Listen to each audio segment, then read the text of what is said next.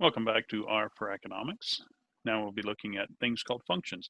So the way R works is it has all these packages and then we had functions inside of it, and all of these things are functions. Let's say kurtosis, and this will give us a kurtosis of the file.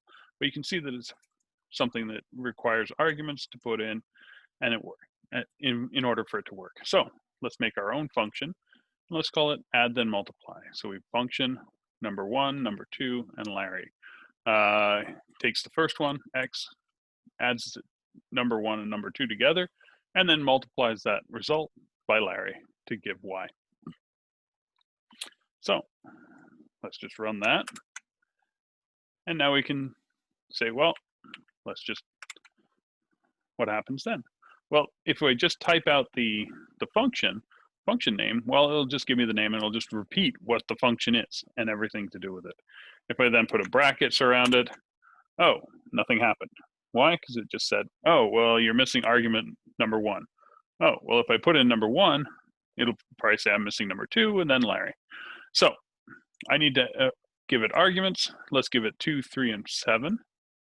Okay, and implicitly, it will go in the order that we've given it. Number one, number two, and number Larry. Okay, so if I hit enter, it's 35. Well, if I add those two together, they're 5 times 7 is 35. Wow, it worked. This is great. Well, what else can I do with a function? Well, I can assign it to a value. So z is the outcome of this function. Don't believe me? There, z is 35. Now we can say, well, you know what? I can just put these things in and actually write out number one is equal to 2, so on and so on.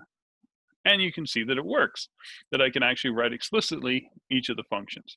When I type in, you'll see this, add, multiply, and hit tab, then you can see what it's looking for. It's saying number one, number two. So if I start writing number one, it'll actually give me that as an option, and then I can type in the number one.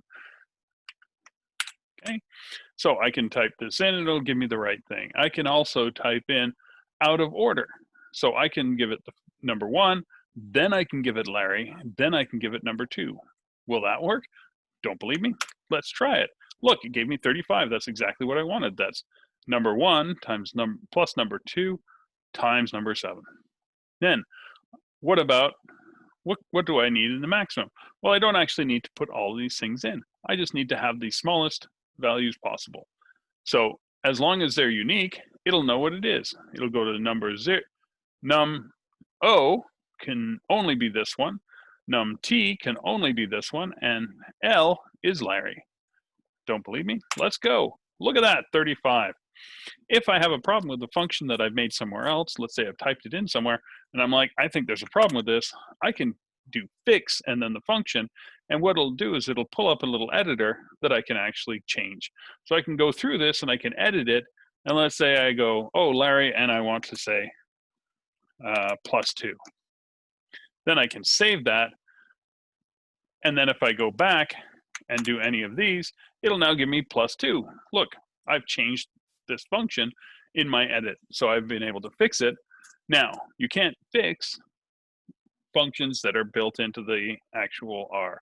So if we try the mean function, you're just going to end up with this, which doesn't really help you very much. You can't really edit it. Okay, and it'll still say you saved it, but you haven't. Okay, we'll see you in the next